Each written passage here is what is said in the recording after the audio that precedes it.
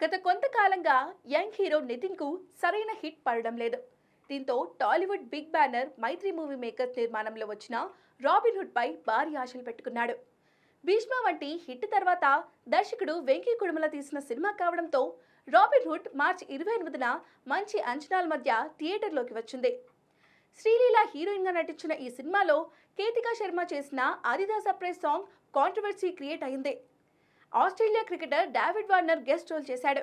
Promotions లో కూడా పాల్గొన్నాడు. మేకర్స్ కూడా ఈ సినిమాపై గట్టిగా అంచనాలు పెట్టారు. ఇక సినిమా రిలీజ్ అయ్యాక మంచి టాక్ సొంతం చేసుకుంది. కానీ టాక్ కు కలెక్షన్స్ కు సంబంధం లేకుండా ఉందని చెప్పాలి. ఈ సినిమాకు పోటీగా రిలీజ్ అయిన మ్యాచ్ స్క్వేర్ సినిమాకు ఫస్ట్ డే 20 కోట్లకు పైగా గ్రాస్ వసూలు చేసినట్లుగా మేకర్స్ చెప్తున్నారు. రాబిన్ హుడ్ కలెక్షన్స్ పోస్టర్ బయటికి రాలేదు, కానీ ట్రేడ్ లెక్కలు చెప్పిన దాని ప్రకారం మొదటి రోజు ఇండియాలో 2 కోట్ల రూపాయల నెట్ కలెక్షన్స్ మాత్రమే వచ్చాయని తెలిసిందే. వరల్డ్ వైడ్ గ్రాస్ కలెక్షన్స్ చూస్తే 5 కోట్ల లోపు మాత్రమే ఉన్నాయంటున్నారు. నితిన్ గత సినిమాలతో పోలిస్తే ఇవి మంచి వసూళ్లే, కానీ రాబిన్ హుడ్ కు భారీ బడ్జెట్ ఖర్చు పెట్టారు.